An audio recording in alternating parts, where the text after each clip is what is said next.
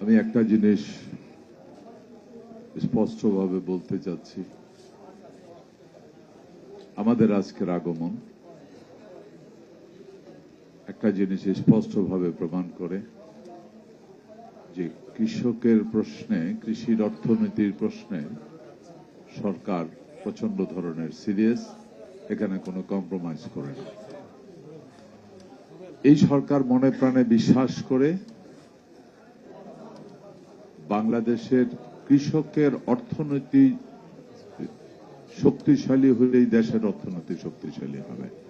যেহেতু এই দেশে ৭৫% মানুষ, অঞ্চল ভেদে ৯০% মানুষ কৃষির সাথে জড়িত। আমাদের ভূমিটা এমন একটা ভূমি, কোথাও সমতল, কোথাও উঁচু নিচু, কোথাও জলা বা বিল। প্রাকৃতিক এই সমস্যাগুলি আমাদের ছিল, আছে। মানুষ মডার্ন হচ্ছে,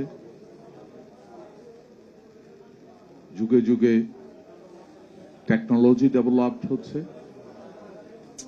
আমরা বিশ্বাস করি এই সমস্যার সমাধান আগামীতে অনেক ভালোভাবে সরকার করতে পারবে। আজকে আমরা এই মিটিং এর প্রধান উদ্দেশ্য, আপনারা যারা স্থানীয় আছেন, আমি বাংলাদেশের অন্য জেলায় গিয়ে অন্য হাওর অঞ্চল নিয়ে যদি কথা বলি, আর আপনাদের হাওর অঞ্চলের হয়তো ঘটন প্রক্রিয়া ভিন্ন, পানি প্রবাহের ধারা ভিন্ন। এই কারণে আমরা আপনাদের কাছ থেকে আমরা বক্তব্য শুনতে চেষ্টা করেছি। আজকে এই এলাকার মানুষ যে সমস্যার মধ্যে পড়েছে, আগামী দিনগুলিতে যেন এটা থেকে মুক্ত করা যায়, এটাই আমাদের প্রধান উদ্দেশ্য। সরকার চেষ্টা করছে, এই কারণেই আমরা ৪ জন লোকের এখানে পাঠিয়েছে। উনি ত্রাণের লোক, আমাকে বলেছে যে আপনি যাবেন, যেহেতু আপনি কৃষির সাথে জড়িত, মৎস্যর সাথে জড়িত, আপনি গিয়ে দেখে আসেন, আপনিও সাথে যান। যেহেতু সবগুলি ডেভেলপমেন্টের জন্য অর্থের প্রয়োজন, অর্থ উপদেষ্টাকেও সাথে দিয়ে দিয়েছে পরিকল্পনার সহ। তার মানে আপনাদের এই অঞ্চলকে আগামী দিনে এই ধরনের দুর্যোগ থেকে যেন রক্ষা করা যায়, এই কারণে আমরা পুরা টিম এখানে, আমরা আপনাদের সহযোগিতা চাই। এ কারণে আমার এগ্রিকালচারের অফিসার সাহেব বক্তব্য দিয়েছে, সাথে সাথে অনেকে রিফিউজ করেছেন যে এই বক্তব্য সঠিক নয়। আমরা ওই তত্ত্বে যাচ্ছি না।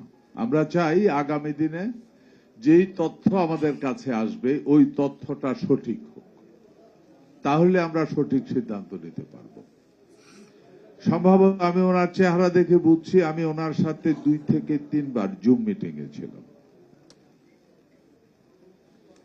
আমি প্রত্যেকটা জেলার ডিসির সাথে এবং অফিসারদের সাথে, আমার ডিপার্টমেন্টের অফিসারদের সাথে আগাম বৃষ্টি, ধানের অবস্থা, কোথায় কি হচ্ছে এ নিয়ে কিন্তু আমরা কয়েকবার জুম মিটিং করেছি এবং আমি নিজে করেছি সেটা। আপনার এলাকা হাওরের কি অবস্থা, ধানের কি অবস্থা, এখন এই ইনফরমেশনটা তো ওনাদের কাছ থেকেই নিতে হয় আমাদেরকে, ওনারাই লিগ্যাল অথরিটি আমাদের জন্য। এখানে আমি একটা অনুরোধ করব আপনাদেরকে, আপনারা যারা জনপ্রতিনিধি আছেন, মেম্বার অফ পার্লামেন্ট হিসাবে আছেন, বা অন্য লেভেলেরও অনেকে হয়তো মেম্বার হবেন, চেয়ারম্যান হবেন, আমাদের প্রত্যেকটা ইউনিয়নের প্রত্যেকটা ব্লকে একজন করে অফিসার আছে। এই অফিসারগুলি সরকারি কর্মকর্তা যতই পপুলার হোক, আপনার মতো পপুলার না, বা একটা জনপ্রতিনিধির মতো পপুলার না। আপনি কোথাও চা খাইতে গেলেও দেখা যায় ২০০-৫০০ লোক এসে জড়ো হয়ে যায়, আর ওনাকে ডেকে আনতে হয়। বাট ওনার সিস্টেমের জন্য উনি ঠিক আছে, ওনার কাছে রেকর্ডিংটা ঠিক থাকে। আপনারা কাইন্ডলি ব্লক পর্যায়ে যে অফিসার আছে একটু চেক করার চেষ্টা করেন, এদের সাথে মানুষের সাথে আরো একটু রিলেশনশিপটা ডেভেলপ করাইতে আপনারা একটু সহযোগিতা করেন।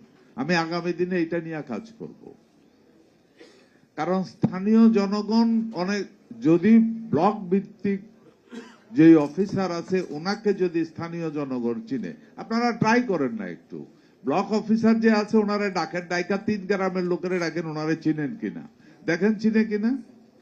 যদি না চিনে আমাকে রিপোর্ট করেন যে হ্যাঁ উনি এমন অফিসার, ওনারে কেউ চিনে না। অথবা চেষ্টা করেন ওনাকে চিনানোর জন্য যে উনি ব্লক অফিসার। আমি আপনাকে একটার ভিতরে আজকে একটাতে এসে আর একটা বলে যে আমাদের শুধুমাত্র এই বন্যা প্রবলেম না, আরো অনেক প্রবলেম আছে। আপনারা জানেন না আমাদের মাটির অবস্থা কোথায়। আমাদের দেশে যে পরিমাণ ফার্টিলাইজার ব্যবহার করা হয় পৃথিবীর সবচেয়ে হাইস্ট, এর প্রধান কারণ আমার মাটির সমস্যা। আমরা এই মাটিও ঠিক করবো ইনশাল্লাহ, 2-3 বছর লাগবে, ঠিক হয়ে যাবে। মাটিকেও ঠিক করা যাবে, তাইলে ফার্টিলাইজার আমার প্রায় অ্যারাউন্ড 23 থেকে 30% ফার্টিলাইজার কম হবে। আসেন বন্যার এই সমস্যা, আপনাদেরকে বন্যা যুগে যুগে ছিল, টেকনোলজি এগিয়ে যাচ্ছে, সুতরাং যুগে যুগে ছিল, আগামী দিনেও হবে। এটা থেকে আমরা মুক্তি চাই, এটা আমাদের মূল কথা। আমরা এখান থেকে মুক্তি চাই। আসেন হাওরের যে সমস্যা, এই পানিকে কিভাবে কোথায় কোন দিক দিয়ে ড্রেনেজ করলে পরে পানি সরে যাবে, ফসলের ক্ষতি হবে না, আমার মনে হয় অনেক সফিস্টিকেটেড এই লাইনের ইঞ্জিনিয়ারের আছে, তাদেরকে আমরা জড়াবো। তবে আমাদের মূল টার্গেট থাকলো আগামী দিনে যেন এই হাওরের চাষিরা যেন এই ধরনের ক্ষতিগ্রস্তের মুখোমুখি না হয়। এটাই হলো আমাদের মূল টার্গেট আগামী দিনের জন্য। এটার জন্য আপনাদের সহযোগিতা লাগবে। এখানে নেক্সট আসেন আপনাদের লিস্ট তৈরি করার প্রশ্নে। মাননীয় প্রধানমন্ত্রী যখনই আপনাদের এখানে কোথাও বাঁধ ভেঙে গেছে, আপনাদের কাছে আপনারা জেনেছেন, আপনি আমার টেলিফোন দেখেন, সাথে সাথে আমার কাছেও একটা মেসেজ আসছে, এসে বলে টেলিফোন দিয়ে বলে যে আপনাকে একটা ভিডিও পাঠানো হয়েছে, আপনি দেখেন। আমি ওই ভিডিও দিয়ে দেখি কোন হাওর অঞ্চলে বাঁধ ভাঙছে কোথাও, মানে ইনস্ট্যান্টলি মাননীয় প্রধানমন্ত্রীর পক্ষ থেকে আমি কৃষি মন্ত্রীর কাছে এটা এসে যায়। তার মানে একটা জিনিস, আবারও কথাটা রিপিট করি, মাননীয় প্রধানমন্ত্রী বিশ্বাস করে, ধারণ করে, লালন করে, এদেশের কৃষকের অর্থনীতি শক্তিশালী করলে এদেশের অর্থনীতি শক্তিশালী হবে।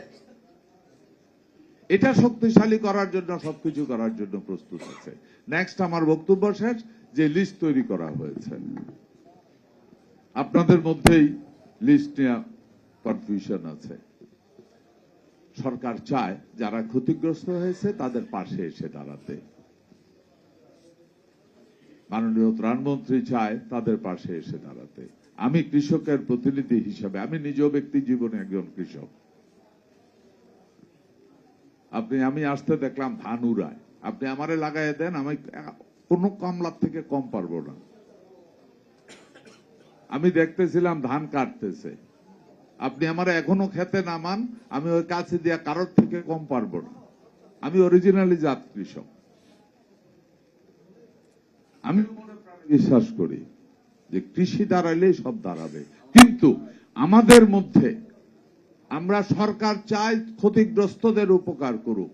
আপনাদের সবার কাছে, জনপ্রতিনিধি থেকে শুরু করে সরকারি কর্মকর্তা পর্যন্ত সবার কাছে আমার একটাই অনুরোধ থাকবে, রিয়েল ক্ষতিগ্রস্তরা যেন উপকৃত হয়, বাকিটা আর কিছু না বললে।